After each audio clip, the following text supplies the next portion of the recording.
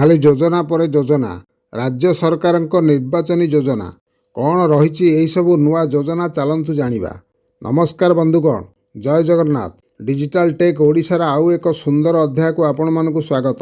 ବନ୍ଧୁଗଣ, ଆପଣମାନେ ଜାଣିଛନ୍ତି ଏବେ ଓଡ଼ିଶାର ପାଠ ପଢ଼ୁଥିବା ଛାତ୍ରଛାତ୍ରୀମାନଙ୍କୁ ମିଳିବାକୁ ଯାଉଛି 10,000 ଟଙ୍କା ଓ ତା ସହିତ ମିଳିବ ନୂଆ ଓଡ଼ିଶା ମ୍ୟାଜିକ୍ କାର୍ଡ଼।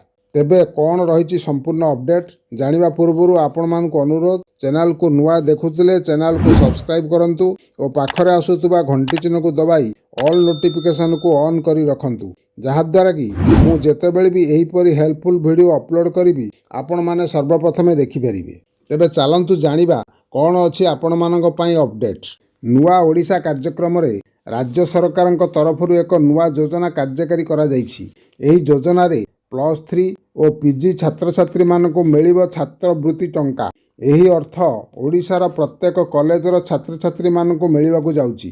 କିନ୍ତୁ ଏହି ଯୋଜନାରେ ନାରୀ ସଶକ୍ତିକରଣକୁ ଧ୍ୟାନ ଦେଇ ସରକାର ବାଳିକାମାନଙ୍କୁ 10,000 ଓ ପୁଅ ପିଲାମାନଙ୍କୁ 9,000 ଟଙ୍କା ଲେଖାଏଁ ବାର୍ଷିକ ଛାତ୍ରବୃତ୍ତି ଦେବାକୁ ସ୍ଥିର କରିଛନ୍ତି। ଏଥିରେ ପ୍ରାୟ 4.5 ଲକ୍ଷ ଡିଗ୍ରୀ ଛାତ୍ରଛାତ୍ରୀ ଓ ପ୍ରାୟ 32,000 PG ଛାତ୍ରଛାତ୍ରୀଙ୍କୁ ମିଳିବ ଟଙ୍କା ଓ ଏହି ଛାତ୍ରବୃତ୍ତି ଯୋଜନା ପ୍ରତିବର୍ଷ ମିଳିବ।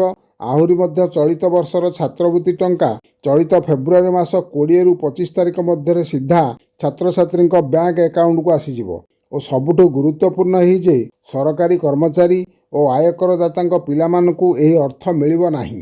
ଆହୁରି ମଧ୍ୟ ବନ୍ଧୁଗଣ, ଏଥର ଓଡ଼ିଶାରେ ସମସ୍ତ ଛାତ୍ରଛାତ୍ରୀଙ୍କୁ ମିଳିବାକୁ ଯାଉଛି ନୂଆ ଓଡ଼ିଶା ମ୍ୟାଜିକ୍ କାର୍ଡ଼। ଏହି କାର୍ଡ଼ ଆପଣଙ୍କୁ ଶିକ୍ଷାନୁଷ୍ଠାନ ମାଧ୍ୟମରେ ମିଳିଯିବ।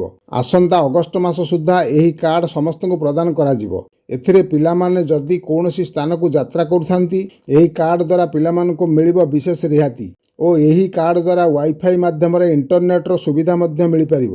ଓ ଯଦି ଛାତ୍ରଛାତ୍ରୀମାନେ ଯଦି କୌଣସି ସରକାରୀ କାର୍ଯ୍ୟକ୍ରମରେ ଯୋଗ ଦେବାକୁ ଯାଆନ୍ତି ଓ ଏହାର ଡାଟା ଏହି କାର୍ଡ଼ ମାଧ୍ୟମରେ ଷ୍ଟୋରେଜ୍ ହୋଇପାରିବ ଓ ଛାତ୍ରଛାତ୍ରୀଙ୍କ ସ୍କିଲ୍ ଡେଭଲପ୍ ପାଇଁ ଓ ବିଭିନ୍ନ କମ୍ପାନୀ ସହିତ ଯୋଗାଯୋଗ ପାଇଁ ଏହି କାର୍ଡ଼ ମଧ୍ୟ ସହାୟକ ହେବ।